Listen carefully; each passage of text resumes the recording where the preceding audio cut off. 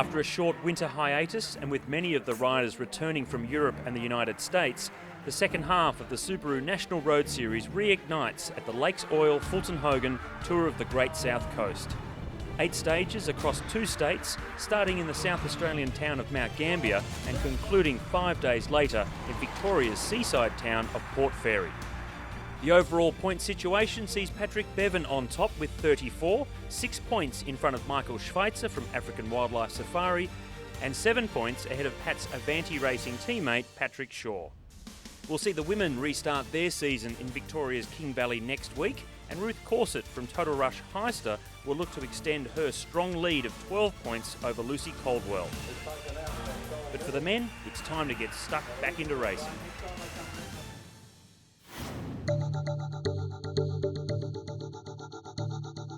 The Blue Lake in Mount Gambia occupies one of the craters of the extinct volcano after which the city has been named.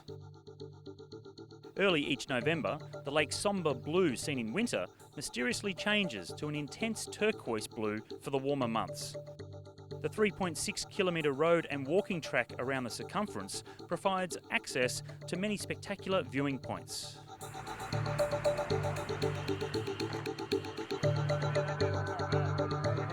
Well, we're all set to go with the second half of the Subaru National Road Series, and it kicks off here in Mount Gambier with the tour of the Great South Coast. And the man leading the overall classification is Patrick Bevan from Avanti Racing.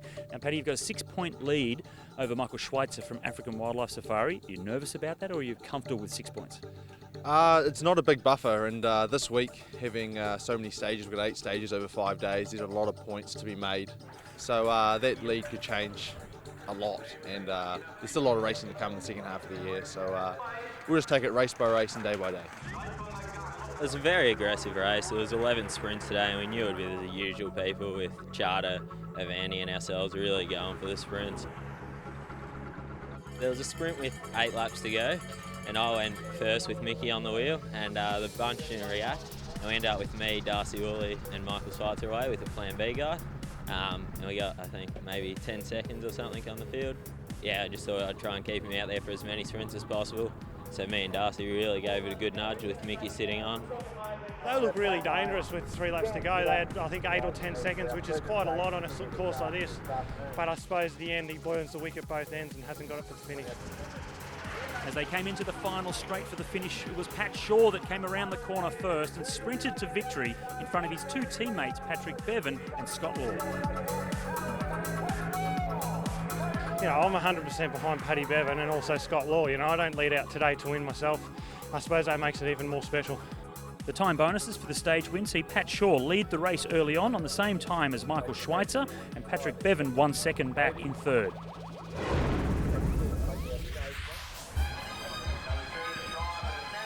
.65 Ks, it's 10 laps. I believe it's 4 sprints and 4 KOM points. With relatively fresh legs in the peloton, it was once again a hectic start, and on the second lap there was a nasty crash, including Sean Lake and Scott Law. And unfortunately for Scott Law, he had to abandon.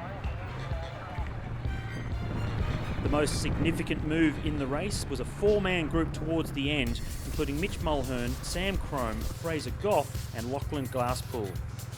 But with only a few kilometres remaining in the stage, they were absorbed back into the main field.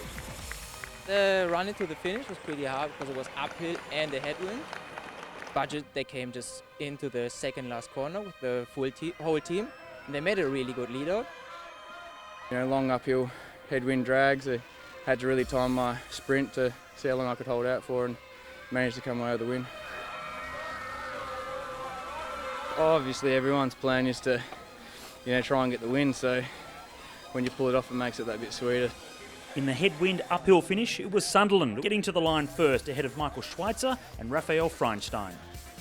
After 2 stages of hectic sprinting, African Wildlife Safari's German import Michael Schweitzer leads an international trio, with Avanti Racing's Kiwi Patrick Bevan at 7 seconds and another German, Raf Freinstein from Charter Mason, third at 8 seconds.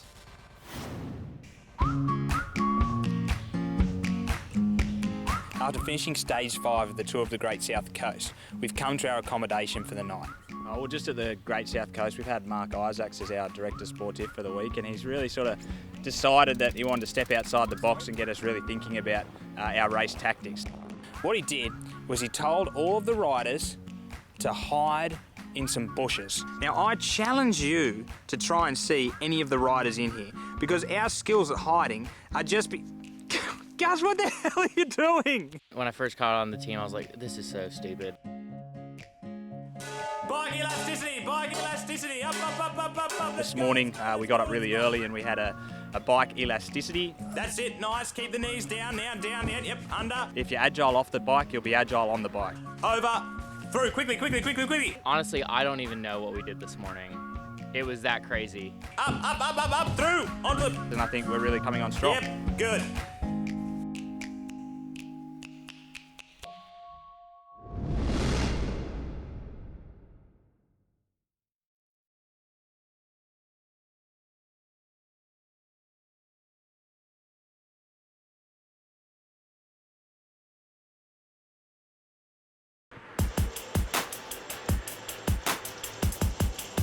Mount Gambia is the largest city in regional South Australia, and situated in the centre of the city are the cave gardens, which feature a sinkhole that was the original source of water for the early settlers.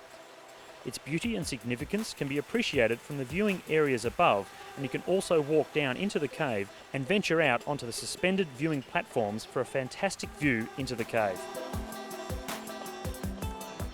Day 2 and Stage 3 of the Tour of the Great South Coast. It's the longest in this year's race at 136.9 kilometres. Starts here in Mount Gambia and goes all the way down to Port Macdonnell. Be quite difficult out on the stage. 4 intermediate sprints, but only 1 King of the Mountain climb.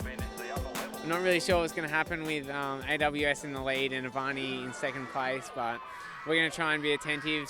We got Raf Feinstein in third and trying to set up Raf for the finish. As the peloton rolled out from Mount Gambia, African Wildlife Safaris were looking to defend the overall race lead of their rider Michael Schweitzer, who was 7 seconds ahead of Patrick Bevan and 8 seconds ahead of Raphael Feinstein. About 24k in, we managed to get a five-man breakaway. It was the plan of the day to get one of our team members up there. At the first sprint, Sam Folkers from Team Scody Down Under picked up the points, and the gap had stretched out to 3 minutes and 9 seconds. You know, it's a long day for them in the breakaway, and especially with the conditions, and they did very well to hold off almost at the end. About 24k to go, the break started to go a bit sour, so Tex went and I managed to breakaway solo. Definitely in the last 20 k's it was really hot and fast, so a lot of teams still jostling for position to try and keep up. Christensen made it to 8 kilometres to go before the peloton caught him. Last kilometre, you know, as you expect, everyone's sort of in their last push for the finish line, and big sprint into, again, another headwind. As the bunch approached the finish line, Team Budget Forklifts took control, doing a perfect lead-out for their superstar sprinter, Scott Sunderland, who picked up back-to-back stage victories in front of Patrick Bevan from Avanti Racing, and Chutter Mason's Dan Fitter was third. It's really exciting to come away with a second win out of 3 stages, and the team rode a fantastic day, so yeah, very happy. A fiercely contested stage continued after the finish with one of Sunderland's teammates and the Avanti Racing team. Yeah, I guess with racing, you know, there's always, everyone's trying to put themselves in the best position, especially with teams, and can always get a bit hot and heated in the moment, and you know, I think at the end of the day, if you walk away and say, you know, that's it, and clean slate tomorrow, that's all you can do.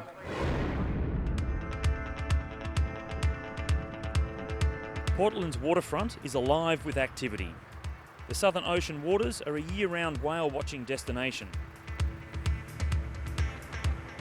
Day 3 of the Tour of the Great South Coast starts here in Portland with a 40-kilometre criterium. It's 25 laps of a 1.6-kilometre circuit, but there are 10 intermediate time bonus sprints on offer.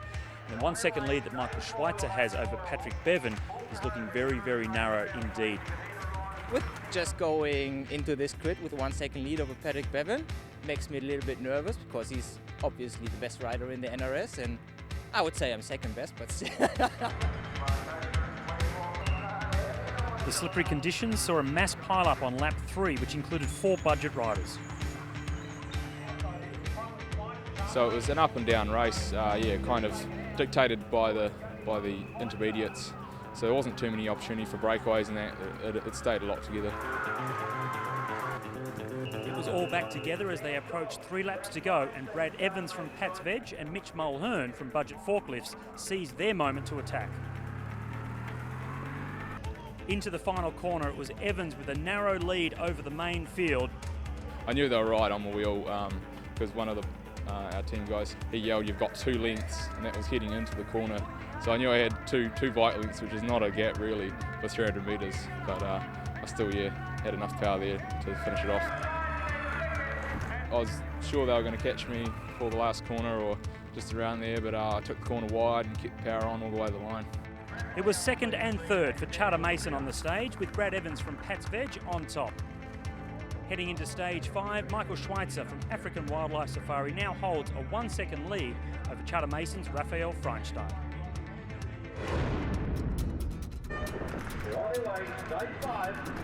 Stage 5 of the Tour of the Great South Coast is Hayward to Cassidy, 93 kilometres with 4 intermediate sprints and 5 King of the Mountains climbs. Yeah, it was a really hard day today because the first KOM was only 8 Ks into the day, so yeah, it was a really fast start and lots of guys were trying to get up the road and get the KOM. The break went at about 30 or 40 Ks in and slipped into the break. The last KOM, it was a Cat 2, and unfortunately the peloton had caught us at the bottom of the Cat 2. So for me it was all about just hanging on in there and surviving over the KOM. Powering up the final hill towards the finish line, it was Scott Sunderland that burst from the pack, picking up his 3rd stage victory. 5 stages down in 3 days, so it's quite difficult, so it's not easy out there either on top of the hills, so yeah, very happy to get over them and get the win. Another solid sprint victory by Scott Sunderland ahead of Patrick Bevan and Raphael Freinstein. After 3 stages in the lead, Michael Schweitzer drops to 3rd, 4 seconds behind Patrick Bevan and 6 seconds behind new race leader, Charter Mason's very own German import, Raphael Freinstein. One of the lesser-known teams on the rise in the Subaru National Road Series is Swiss Wellness. And while they do race to win, it's what they do off the bike that sets them apart. We'll learn more about them after the break.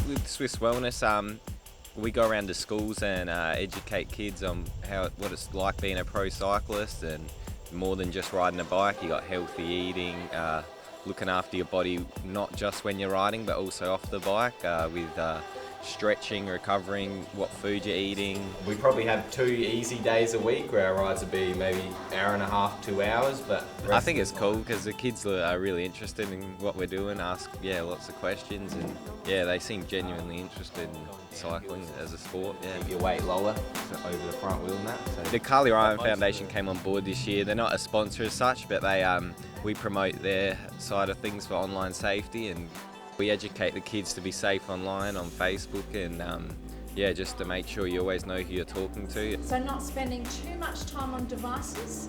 When you're going to these schools, there could be a kid there that's being bullied, or they've got people sending them emails or on their social media, and when we go there and deliver that message, then they've got someone that they can go and contact, which is really awesome. With all our sponsors, we thought it would be awesome if we could give back to the community, and if we get the opportunity, we love to go to the schools and just get that message out there of online safety, which probably isn't a message that's getting delivered enough. Trying to lift it straight up. I like going to the schools. It's cool just to hang out with the team and let people know what you do, because we don't get that opportunity too much.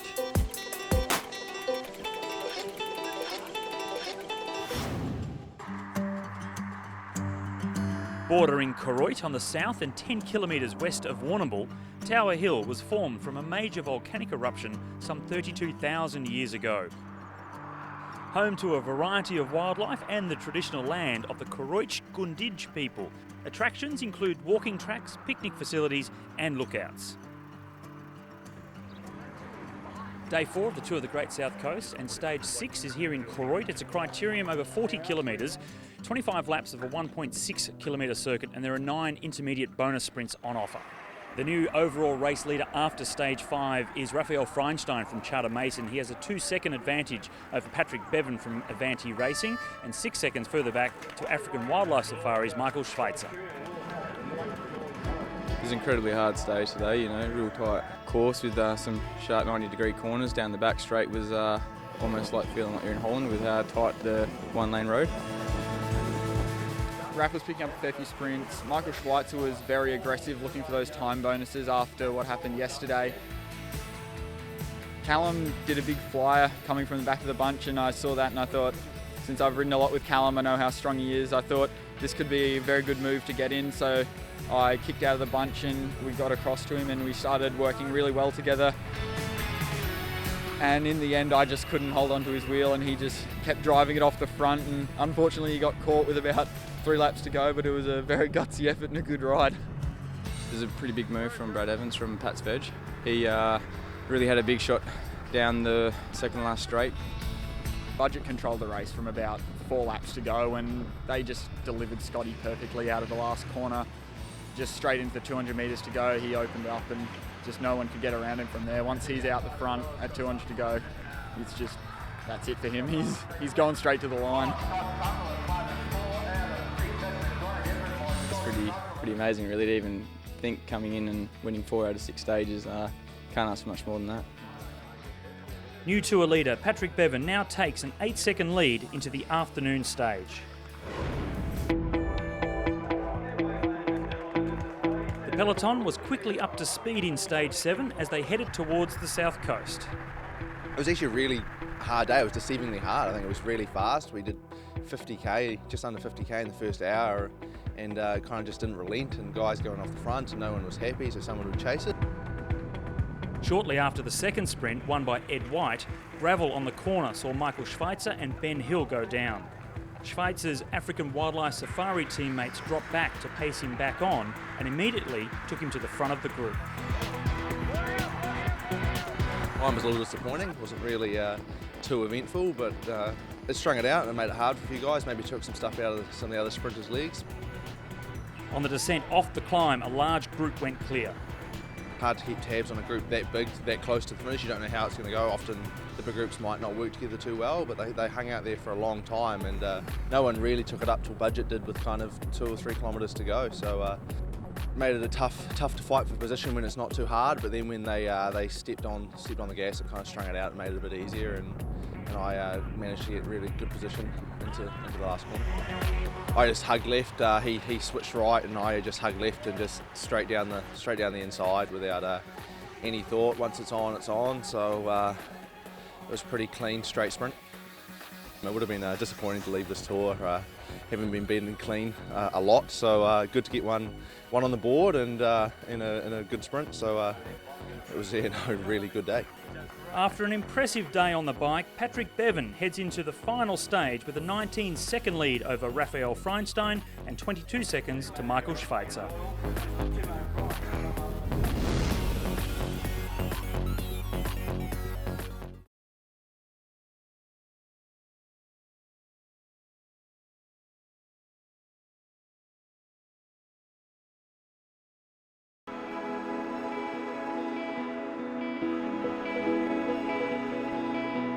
Uncover history in every corner of this charming fishing village at the end of the Great Ocean Road. The last destination on Victoria's famed shipwrecked coast, Port Fairy boasts wide streets lined with period buildings, great Norfolk pines, and it plays host to the final stage of the Lakes Oil Fulton Hogan Tour of the Great South Coast. The scene is set for a fast and furious final stage here in Port Fairy. It's a criterium over 50 kilometres, 20 laps of a 2.5 kilometre circuit, and technically there are 37 seconds up for grabs in the bonus sprints and on the stage finish. So the 19-second lead that Patrick Bevan has over Raph Feinstein is beatable. The course does lend itself to have the potential to open up, so we're going to have to be really careful about how we use our energy and how we race this race, because you wouldn't want to get through to the end without the legs. So it's going to be an interesting day. The race is not over yet. We still have a couple options, so I will try everything with my team, and my team is looking after me, and so I hope in the end I can still beat Bevan. Beautiful criterium circuit along the ocean there is quite amazing. It's one of the probably the most beautiful crit circuits in the world, so be a nice day. On lap 1, Ben Hill from Charter Mason launched the first attack of the day and held on just long enough to claim the first time bonus sprint. Hill's teammate Feinstein collected an important 1 second bonus for third. In the second sprint, Michael Schweitzer claimed the 3 second bonus to narrow the gap to Feinstein in second overall to only 1 second. Yeah, a couple of sprints early on, had to keep an eye on the two Germans. We knew what they were playing, and then the break got away, which was good for us to have a break out there, absorbing time, putting pressure on other teams to chase. We didn't have to chase it back. We had a buffer, and a lot of other teams will do a lot of work today, which was great for us. We knew without budget, without African Wildlife, and without Charter Mason in the break, we knew the break was going to come back. Those guys had too much riding on the line one way or another for it to leave it out there, so it took a lot of pressure off us, and we got to mount an attack for the finish. The break only got caught with about a lap to go, and budget set up again, and we slotted ourselves in on the back, and they've got a lot of strong guys to use in that lead out, and I managed to get myself on the back again, and Jackson Law hit out early, which suited me, and I gave him he got a gap and gave me someone to chase down without having to worry about coming over Scott and make him chase me, and had a bit of a gap on the line.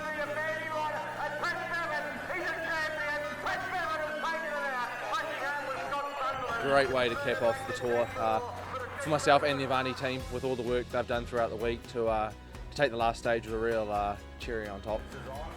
The final stage win was a fitting finale for Patrick Bevan, ahead of budget forklift Scott Sunderland and Jackson Law from Subaru N-Swiss.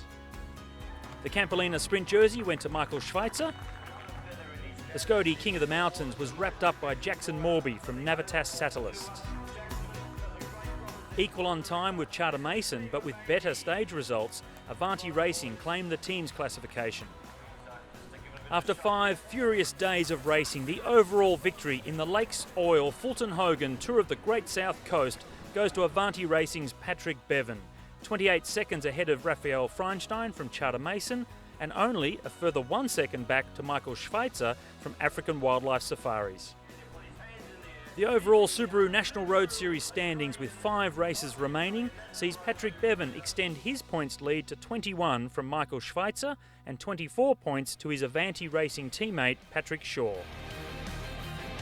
Coming up next in the Subaru National Road Series, for the first time, the men join the women in northeastern Victoria for the Sam Miranda Tour of the King Valley.